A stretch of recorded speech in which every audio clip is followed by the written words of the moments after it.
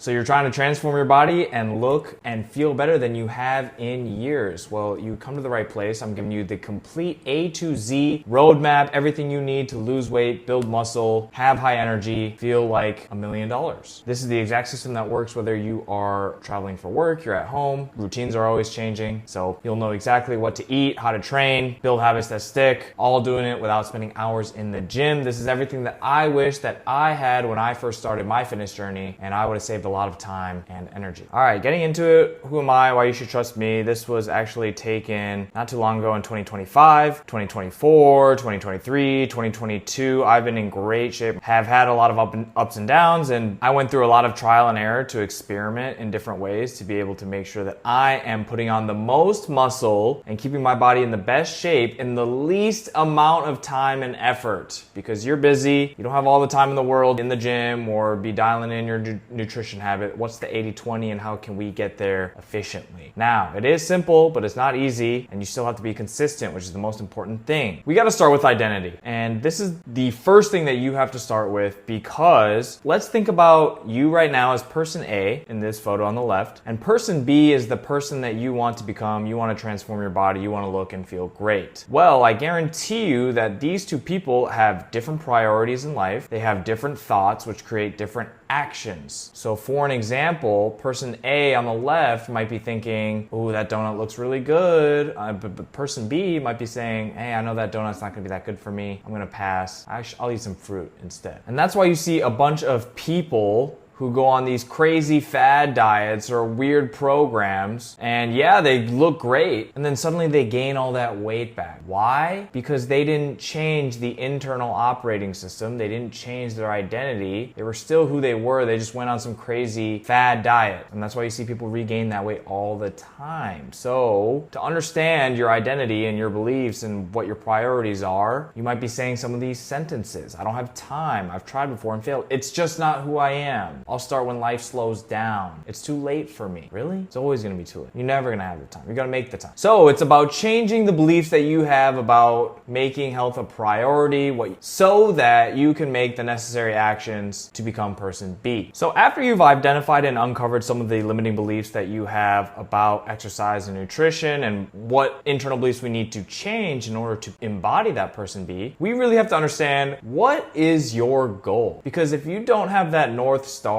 it is going to make a lot of the daily actions much harder because you don't know where you're going. So let's, for an example, it could go multiple different ways. You could try to look more like that running style. You could try to become a pro bodybuilder look kind of guy. Maybe you're just trying to lose 20 pounds of fat. Or maybe your goal is, hey, I'm just trying to boost my performance and energy levels at work. Well, I guarantee you, if you execute on everything in this video that I'm about to show you, you're gonna get the best of all of that. You're gonna get that hybrid athlete look. You're gonna get that aesthetic body while performing in the gym and at work in your business. Before we even get into nutrition or exercising, this is a foundational pillar that you have to dial in if you want to see results. Because you could be doing all of the right dieting, you could be doing all of the right exercising, but if you are sleeping poorly, you are going to really be doing yourself a disservice and reaping maybe 50-60% of the returns, where just dialing this in can make up for lack of exercise and diet, I promise. And to give you the rundown, sleep is going to impact decision making, your mood, your stress levels increases by over 20% from sleeping poorly. Same with hormone and testosterone levels, those drop. Your muscle repair drops by 18%. You're gonna get distracted more easily. You're not gonna show up at work for your friends and family because you're gonna be tired all the time. So sleep hygiene is going to be the most important thing, and here are some steps for supplements. Magnesium glycinate, zinc glycinate.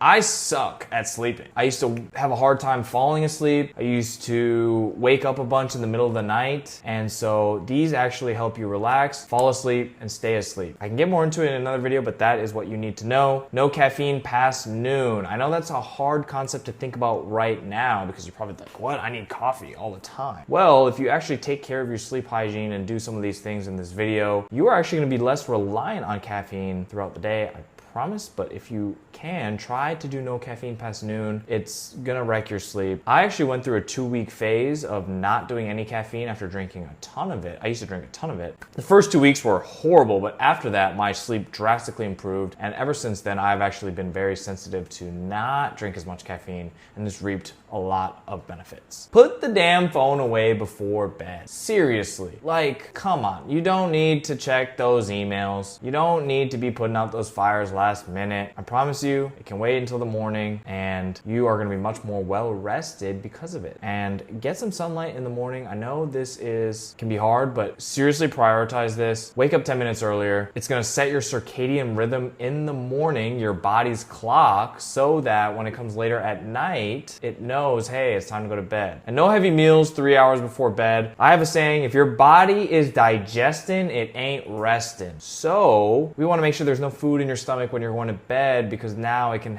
take the time to repair your muscles in your body rather than trying to break down that food that you were eating. If you really want to get into it, the nitty gritty, this is like a 2.0 hack, is mouth tape. So I started mouth taping, and my sleep, I haven't dreamed like that in forever. I think it's because if you breathe through your mouth or you snore when you breathe through your mouth, covering that up, you start breathing through your nose, which has wonderful benefits. You can look it up, but that is a little bit of a hack if you want to improve the quality of your sleep. You actually get more deep sleep and REM sleep from it. Okay, so we talked about sleep. We're gonna dive into nutrition and going down to the 80-20 of it. And I am going to say that right now, nutrition is more important than diet. You can out diet a bad workout plan, but you can't outwork a bad diet. So make this an absolute priority. We're gonna run through everything that you need to know. And a good diet is gonna set you up for the foundations for a healthy lifestyle more than exercise. Let's start with breakfast. I think this is important because this is how you are starting your day. You either skip it or you go high protein, high fat. So that high protein, high fat might look like steak, eggs, avocado, and avoid the typical American breakfast at all costs. Cereal, bagels, muffins. These are sugar bombs. They're gonna spike your insulin, they're gonna spike your glucose, and it's going to cause you to have low energy throughout the rest of the day. So that's an easy hack for if you're trying to eat those convenient sugary foods. Just sub that out. And I'd be careful about drinking coffee the first thing in the morning. Wait at least an hour, because coffee is going to affect your adenosine receptors. A lot of science behind it. Essentially, it's going to delay the melatonin production, which is what helps you get sleepy at night. Easy breakfast choices: Greek yogurt, eggs, high protein, high fat. Let's talk about protein. To keep it easy, you want 1 gram per pound of body weight. So if you weigh 165 pounds, you eat 165 grams of protein. You can get away with eating 0.7 to 0.8 grams per pound of body weight, and anything above that is actually diminishing returns. People just use the 1 gram per 1 pound because it's easy to remember. Best lean meat sources here: chicken breast, chicken thigh, beef, ground turkey, fish, bison. You really can't go wrong here. The one thing that I would be very, very careful about is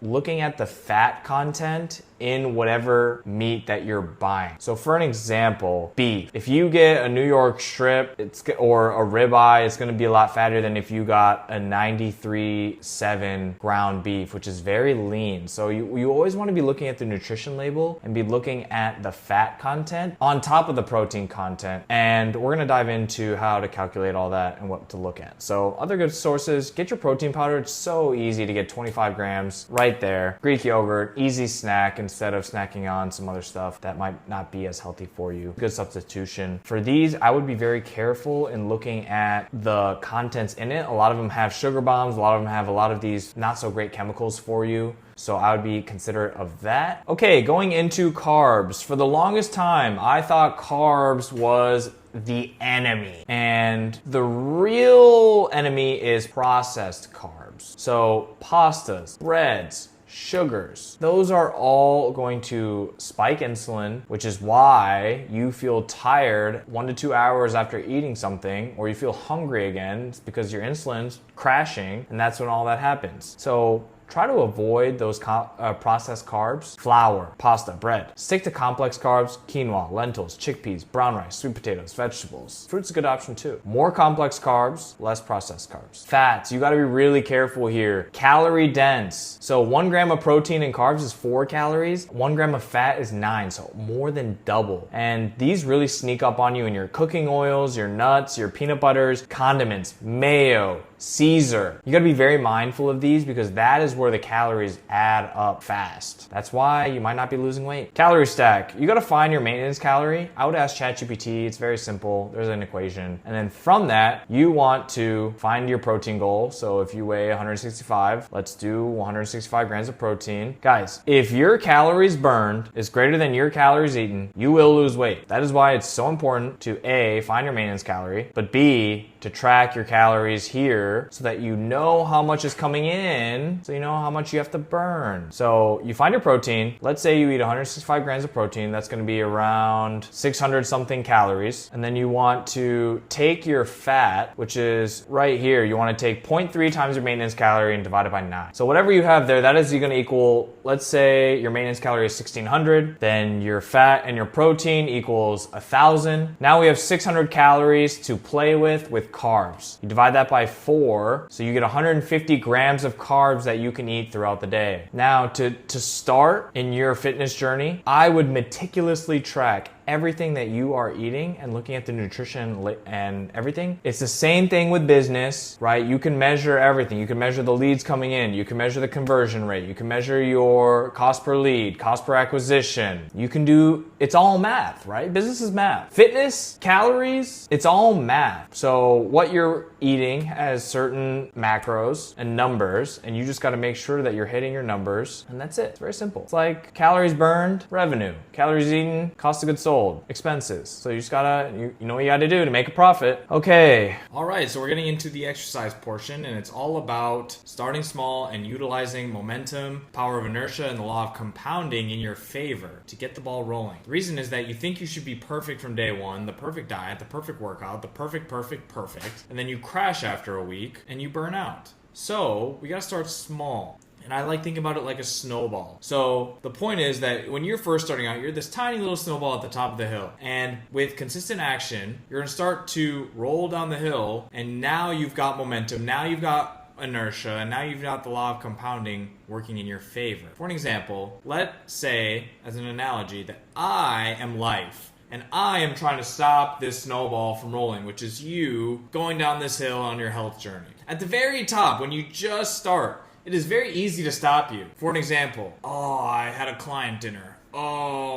We had a birthday party celebration, right? Excuses, very easy to stop you. But let's say you go to the gym, you start eating healthy for 1 week, 2 weeks, 3 weeks. Now you're rolling down this hill. It is much harder for me to stop you at the very bottom of this hill once you have all of that inertia and momentum developed. So it's not about having the perfect strategy from day one. It's about how can we take these small little steps to develop that momentum. And that might look like on the first day, you go to the gym and you leave. You don't even touch the weights, anything. The second day, you go to the gym, 5 minutes, leave. Third day, 10 minutes, leave. Start developing that momentum, right? You can't just go from this first tiny little snowball all the way to the big one. It's not how it works. Same thing with your diet. It might start with not having the perfect diet, but hey, let's eliminate 1-2 things here that we know aren't the best for your health. Let's substitute that out. Okay, let's add in this one thing here. Let's take out this one thing there. And slowly you can develop the inertia and the momentum to craft that perfect diet. Not start from day one. That's how you crash out. All right, the 80-20 of working out. You're busy. You don't have time to do all this crazy shit. Just tell me what I need to know and let's get into it. Let's build some muscle. I went through all this trial and tribulation so that you don't have to. So what I really like about all of these exercises is that they really help get your muscles in a stretched position, which actually helps build muscle even faster. For an example, cable machine chest flies, where you're